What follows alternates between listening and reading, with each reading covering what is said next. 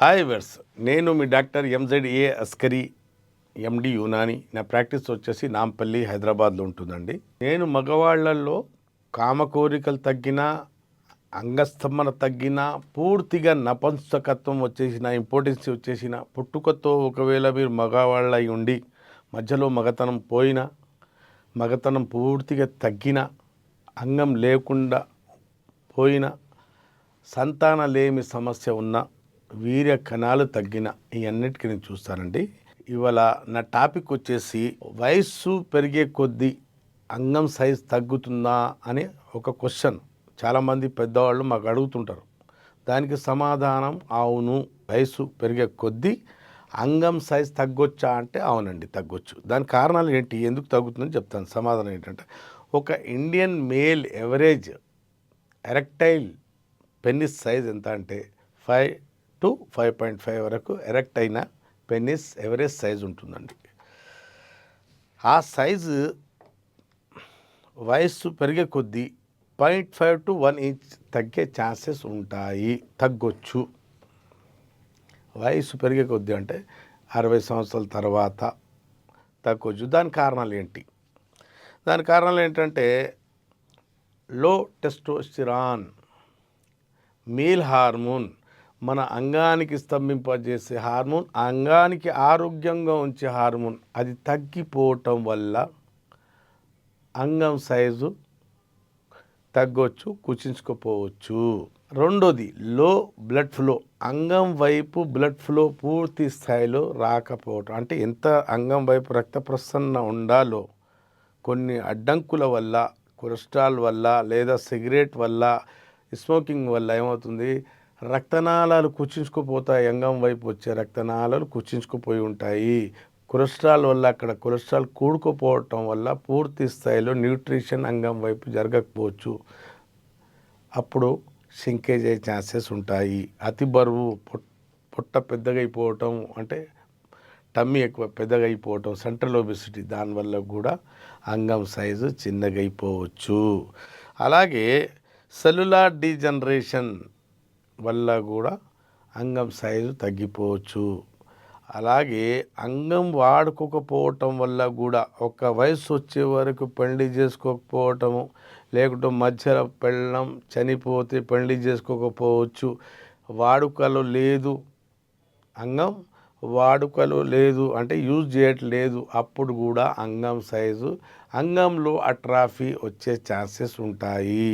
అలాగే యునాని సైన్స్ ఏం చెప్తుందంటే, అతిగా హస్తప్రయోగం చేసే వాళ్ళల్లో కూడా అంగం సైజు చిన్నగైపోతుంది. మొదట ఉన్నది అంటే మన ప్యూబర్టీలో యవ్వనంలో ఉన్న సైజు మళ్ళీ మీకు హస్తప్రయోగం చేస్తూ చేస్తూ అది తగ్గిపోయే ఛాన్సెస్ ఉంటాయి, తగ్గుతుంది కూడా. ఎన్ని కారణాలు ఉన్నాయండి. మనం ప్రకృతికి విరుద్ధంగా వెళ్ళినప్పుడు కొన్ని అనర్థాలు, కాంప్లికేషన్స్ మాత్రం రావటం ఖాయము.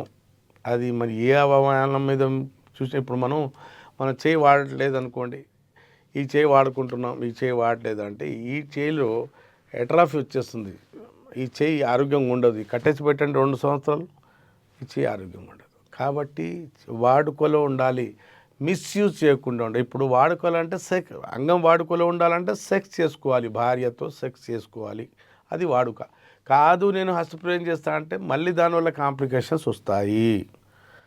హస్తప్రయోగం వల్ల ఏమవుతుంది, అంగం బాగా రాపిడి చేయటం వల్ల మన ఈ హస్తంతో రాపిడి మనమే ఫిక్స్ చేసుకుంటాం. యోని గ్రిప్ నార్మల్గా ఉంటుంది, మనం సెక్స్ చేసేటప్పుడు అక్కడ పెద్ద గ్రిప్ ఉండదు. మన అంగానికి కరెక్ట్ ఎంత పట్టుకోవాలో, ఎంత బీజుకోవాలో అంతే బీజుకుంటుంది యోని.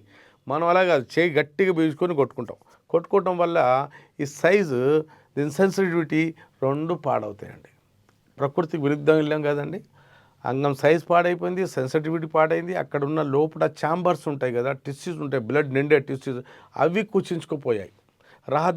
దారులు అన్నీ మూసుకుపోయినప్పుడు అంగం వైపు రావాల్సిన రక్త ప్రసరణ పూర్తి స్థాయిలో రాకపోవటం, అంగంలో అట్రాఫీ, సైజ్ చిన్నగా అయిపోవటం, కుచించుకుపోవటం, రిట్రాక్ట్ పెన్నిస్ కూడా కొన్ని సందర్భాల్లో పెన్నిస్ లోపడిపోయి తాంబేలు తల్లాగా కూర్చుంటుంది. సైజ్ తగ్గిపోవడానికి ఎన్ని కారణాలు ఉన్నాయండి. మన ప్రకృతికి విరుద్ధంగా ఏదైనా చేస్తే తగ్గొచ్చు.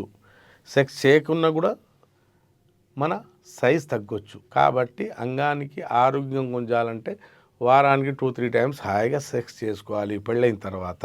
హస్తప్రయోగం మాత్రం చేయబాకండి. ఒకవేళ మీకు అలవాటు ఉంటే ఆ అలవాటు మానేసి, చెడు వ్యసనం అది చేయటం వల్ల మన అంగంలో కొన్ని సమస్యలు వస్తాయి. అంగస్తమన సమస్య రావచ్చు, అంగం సైజ్ తగ్గొచ్చు, అంగం సెన్సిటివిటీ పెరిగిపోవచ్చు, హైపర్ సెన్సిటివ్ అంగం మారవచ్చు, అలాగే శీఘ్రస్ఖలన సమస్య రావచ్చు, అలాగే ఆర్టీరియోజెనిక్ ఈడీ సమస్య, వీనోజెనిక్ ఈడీ సమస్య కూడా రావచ్చండి. కాబట్టి ఇది అంగానికి నష్టం జరిగేది దేనివల్ల? హస్తప్రయోగం వల్ల. హస్తప్రయోగం చేయకపోవటమే చాలా ఉత్తమం అండి. మీలో ఒకవేళ వయసుని బట్టి లేకుంటే చిన్న వయసులోనే మీ అంగం కుచించుకుపోయి చిన్నగా అయిపోయింది, సెక్స్కి పని రాకుండా పోయింది, దాంట్లో గట్టితనం కావాల్సినంత గట్టితనం లేదు, మీరు బాధపడుతున్నప్పుడు యునాని వైద్యం, శాశ్వత వైద్యం ఈ సమస్యతో మీకు శాశ్వతంగా బయటపడేస్తుంది. ఏ సైడ్ ఎఫెక్ట్ లేకుండా, ఏ సర్జరీ లేకుండా మీ సెక్స్లో సామర్థ్యం పెంచుతుంది, పర్ఫార్మెన్స్ పెంచుతుంది, అంగంలో గట్టితనం పెంచుతుంది, అలాగే మీరు సెక్స్లో టైమింగ్ పెంచుతుంది, అలాగే మూసుకుపోయిన అక్కడ కండరాలు, నరాలు, అక్కడ ఉన్న రక్తనాళాలు అన్నీ మళ్ళీ రీఓపెన్ అవుతాయి, మళ్ళీ ఆరోగ్యవంతంగా అంగం మారుతుంది. పూర్తిగా మీ యవ్వనం, పాత యవ్వనం తిరిగి వచ్చేస్తుంది. విన్నారు కదండి. మీలో ఇలాంటి లోపం, దోషం ఉండి ఉంటే మీరు లోకాన ఏ మూలాన ఉన్నా ఆన్లైన్ పెయిడ్ కన్సల్టేషన్ తీసుకుని నాతో మాట్లాడవచ్చు. దగ్గరలో ఉంటే నేరుగా నాతో వచ్చి కలిసి ట్రీట్మెంట్ తీసుకొని, ఇది తాత్కాలికమైన ట్రీట్మెంట్ కాదండి, ఇది శాశ్వతం. ఒకసారి వాడుకుంటే మళ్ళీ ముసలితనం వరకు, వృద్ధాప్యం వరకు రారు. మళ్ళీ ఏదైనా చేసుకుంటే ఒకసారి తప్ప, లేకుండా దగ్గర రారు. ఒక్కసారి మందులు, ఒక డ్యూరేషన్ ఇస్తాను మందులు. నా గొప్పతనం ఏం కాదు, ఇది యునాని గొప్పతనం ఏంటంటే ఒకసారి మందులు వాడుకుంటే వనమూలికలతో ఏ సైడ్ ఎఫెక్ట్ లేకుండా, ఏ సర్జరీ లేకుండా, ఏ పథ్యం లేకుండా మీరు సమస్యతో శాశ్వతంగా బయటపడవచ్చు. విన్నారు కదండి. మీలో ఎవరికి సమస్య ఉంటే సంప్రదించండి. అప్పటి వరకు సెలవు. Sir, one life lesson what medicine has taught you. Whatever you can do without expecting. But I really believe మన పాజిటివ్ యాటిట్యూడ్ ఉంటేనే మనం ఏదైనా సాధించగలం. గట్ని మనం కరెక్ట్గా డీల్ చేసినట్లయితే అది మనకి పాజిటివ్ హార్మోన్స్ని రిలీజ్ చేస్తుంది. షుగర్ వచ్చిన వాళ్ళ పరిస్థితి ఏంటి? పొట్ట దగ్గర పెరిగితే దాన్ని ఆండ్రాయిడ్ అంటారు, ఆండ్రాయిడ్ ఫోన్ కదా. అసలు థాట్స్ ఎందుకు వస్తాయి? బ్రెయిన్ డెడ్ అంటే దానికి ప్రపంచం అంతా కూడా కొన్ని నిర్దిష్టమైనటువంటి లక్షణాలు ఉన్నాయి. మానసికంగా ధైర్యంగా ఉంటే క్యాన్సర్ జయించవచ్చు. You are a doctor for a cause sir, అంతే. వాళ్ళకి వచ్చిన ఆదాయం కాకుండా ఫ్రీ సర్వీస్ ఎంతమందికో చేస్తుంది.